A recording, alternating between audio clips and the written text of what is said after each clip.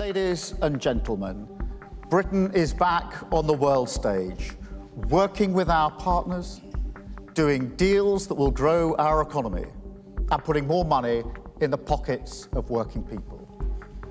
In the last 2 weeks alone, we've delivered trade deals with India and the US. And that means jobs saved, jobs created, more growth, and a huge vote of confidence in this country. It shows that as global instability is rising, the decisions that we've taken to stabilise the economy and lead the way internationally have made Britain a place where people want to do business once again. And from that position of strength, today we have struck this landmark deal with the EU, a new partnership between an independent Britain and our allies in Europe. This is the first UK-EU summit. It marks a new era in our relationship. And this deal is a win-win. It delivers what the British public voted for last year. It gives us unprecedented access to the EU market, the best of any country outside of the EU or EFTA, all while sticking to the red lines in our manifesto about not rejoining the... One from Scottish who says, "Morning, Mike. Surely this man can't last till the summer. Could you even go as far as to say he's a dictator? Hate for Starmer is off the scale. Have a great day." I mean, that is one thing that you cannot change about the way the people of this country think. You know, we're a very forgiving nation. We're a very tolerant nation. But when we see somebody like Keir Starmer absolutely ripping it out of us, you know, we are not happy. And people really do dislike him. He is the most hated Prime Minister, I think, in my lifetime that I can remember. I don't remember anybody having these feelings, even about Margaret Thatcher when she was in. And he does it all in such a robotic way. Yes. Because I'm really quite astounded. But there seems to be, what lacks from Starmer is warmth, compassion, likability. Yes. Those kind of things when you meet someone you Well, might... like human traits. Yeah, exactly. But he does literally seem to be like a robot. Yeah. Completely, the way he speaks, the way he acts, his lack of emotion. Yeah. And also the way he kind of interacts with people as well. You know, you see this from Hev, who says Starmer is just working on what he wants, sod the country and everyone else. He is a sneaky, backstabbing traitor to the British. Keith Starmer should be called Darth Utrendus, master of gradual betrayal and shadow deals, says Tanya in London. It is absolutely right. Can the public vote for no confidence in this idiotic government, or does it have to be passed by Parliament, says Peter? Well, it's a very good question. Keir Starmer's carefully managed EU strategy has just been smashed apart by the Supreme Court. In a landmark decision, the UK's highest judges ruled that Starmer's government broke constitutional rules by trying to bring Britain closer to the EU without consulting Parliament or the public. It wasn't just a policy setback, it was a political gut punch. The ruling exposed months of secret dealings with European officials that had bypassed democratic checks entirely. While Starmer presented these actions as harmless economic cooperation, the court saw them for what they were: unlawful attempts to realign with EU laws behind closed doors. From Harry Cole, who says to me today that only one side of these negotiations is leaking the details of them. I can only assume from that that it's not the government. Yes, that fishing deal, 12 years, the Europeans very pleased with that. Reciprocal rights, so you can get French boats, Spanish boats fishing in our waters. And in return, Keir Starmer hoping to get that agreement on food and agricultural so that... The verdict has lit a fuse in Westminster. Within hours, rival parties were in full attack mode. The Conservatives framed it as proof Starmer can't be trusted. Reform UK claimed it confirmed everything they'd warned voters about. And within Labour itself, tensions explode. Furious MPs say they were never told how deep this plan went, or how close Starmer came to dragging the UK back into the EU through the side door. His leadership now faces its most serious crisis yet. For months, Starmer's team had been quietly laying the groundwork for what they called pragmatic cooperation with the EU. But behind the soft language was a bold, risky plan. His advisors were working on a regulatory realignment, reconnecting the UK with EU rules on trade, product standards and the environment. see him when he's with people that he clearly feels comfortable with. He's got this kind of strange smile on his face, like he's on drugs or something, right? And then when he's with people who he can't stand or who he doesn't feel comfortable with, he looks really uncomfortable. Yeah, and abrasive. And abrasive. Yeah. And you saw him last week in Prime Minister's Questions when he was asked a question by that woman from Plaid Cymru, and he was really rude to her. He can't stand being questioned on things that he doesn't think he should be questioned on. But a bit like Gary Lineker. Well, and again, you see, Starmer has spent so much of his working life being in charge. Yeah. You know, in charge of the CPS when Yeah. he was Director of Public Yeah. Prosecutions. You know, in charge of the Labour Party. Yeah. In charge of the country. Oh, I don't believe I just said that. Yeah. But he is. Yeah.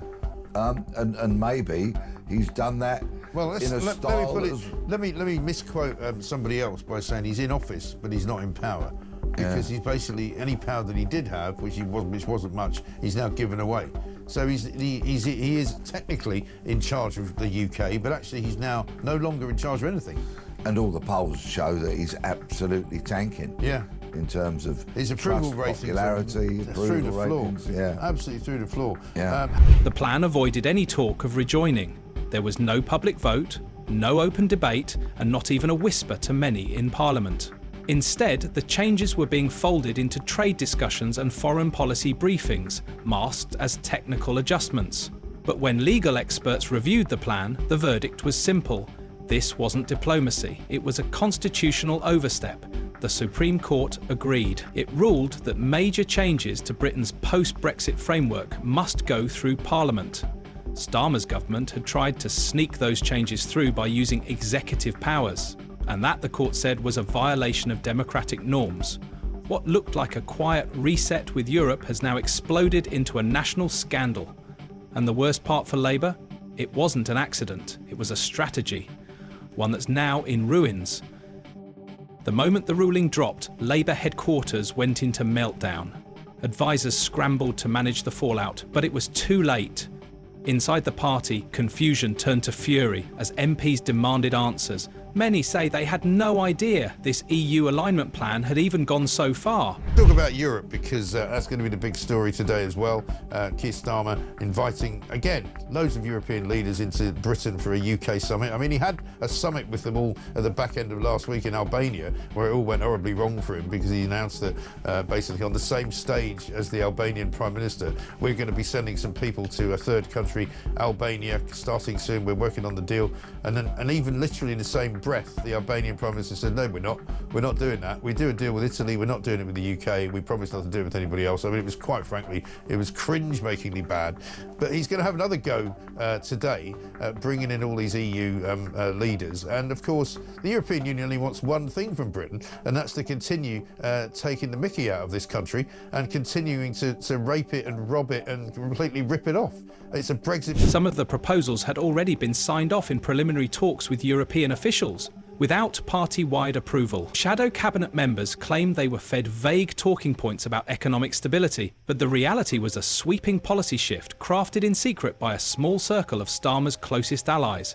Internal leaks now confirm it wasn't just a misunderstanding. It was a deliberate strategy called regulatory convergence through administrative cooperation. A phrase designed to avoid public scrutiny. The documents show Starmer personally approved early drafts. Now, with that strategy exposed and declared unlawful, Labour MPs in Leave voting areas are in revolt. They say they campaigned on respecting Brexit, only to discover their leader was doing the opposite. Trust inside the party is collapsing fast, and the calls for accountability are getting louder by the hour. Behind the scenes, Labour's internal discipline is cracking. What started as angry phone calls has turned into full-scale rebellion. Senior MPs are privately circulating letters of no confidence. Others are demanding an emergency meeting to question the leadership directly. The backlash isn't coming from fringe groups or ideological rivals. It's from the core of the party. Red Wall MPs, union-backed moderates and long-time loyalists who now feel betrayed. For them, the issue isn't just about Europe. It's about trust. Starmer made decisions without consulting the party, then allowed them to spiral into legal disaster. Constituency Labour branches are now cancelling local campaign events. Some are openly refusing to canvass for the general election unless there's transparency and accountability. Others have begun passing motions condemning Starmer's conduct. Even figures who've defended Starmer in the past are going silent. Angela Rayner's allies say she's furious she wasn't consulted. Lisa Nandy is quietly testing the waters with colleagues. And Wes Streeting is said to be having private conversations with donors. The fear now is that this won't just damage Labour's election chances, it could break the party in two.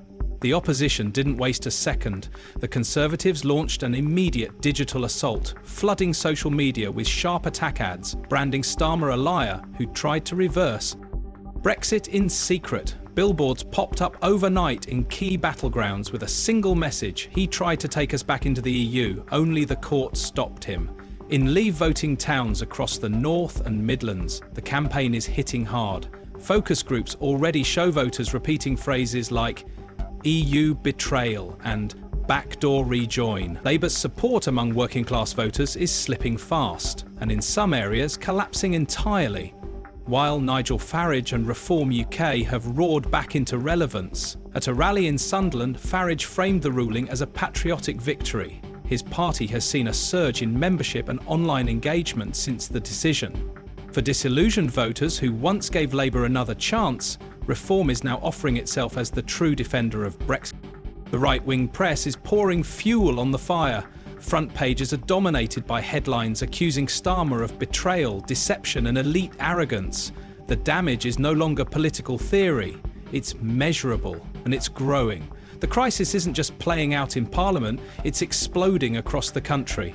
Local Labour groups are furious. Constituency parties in Leave voting areas have started passing formal condemnations of Starmer's actions. Some have even halted campaign activities until they get answers. In Wales and Scotland, the backlash is just as fierce. Welsh Labour leaders are demanding to know why they were kept in the dark about EU policies that could impact regional trade. In Scotland, the SNP is seizing the moment, claiming this proves that no Westminster party, not even Labour, can be trusted to act transparently. Even London isn't immune. Sadiq Khan has gone uncharacteristically quiet, reportedly frustrated that international trade decisions affecting his city were made without consultation. Labour's ground campaign is faltering. Candidates in traditionally safe seats like Stoke and Hartlepool are reporting angry voters, confused volunteers and a complete lack of guidance from headquarters. Campaign teams are begging for help, talking points, damage control, anything, but finding only silence. And that silence is deafening. As Labour's support crumbles and panic spreads, Keir Starmer has stayed silent. No press conference, no televised address, just a vague written statement about respecting the court's decision, while the party spirals out of control.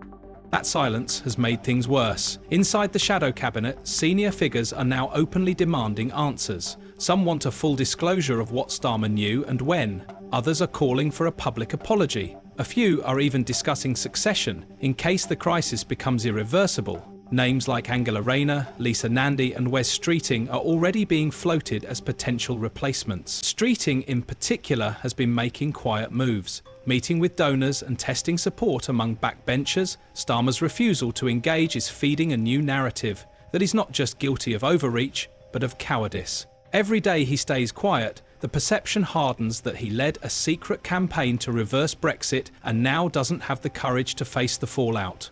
The party isn't just questioning his judgment anymore, they're questioning his leadership. Keir Starmer may still hold the title of Labour leader, but his grip on power is slipping fast. The Supreme Court ruling didn't just kill his EU strategy, it shattered the image of steady leadership that had kept Labour united and competitive. For disillusioned voters who once gave Labour another chance, Reform is now offering itself as the true defender of Brexit. The right-wing press is pouring fuel on the fire. Front pages are dominated by headlines accusing Starmer of betrayal, deception and elite arrogance. The damage is no longer political theory, it's measurable and it's growing. The crisis isn't just playing out in Parliament, it's exploding across the country. Local Labour groups are furious. Constituency parties in Leave voting areas have started passing formal condemnations of Starmer's actions. Some have even halted campaign activities until they get answers. Now, with the Conservatives on the offensive, Reform UK gaining momentum and Labour's own members in open revolt, the party faces a brutal reckoning. The voters who back Starmer for his promise of integrity now see secrecy. The MPs who defended him now feel betrayed.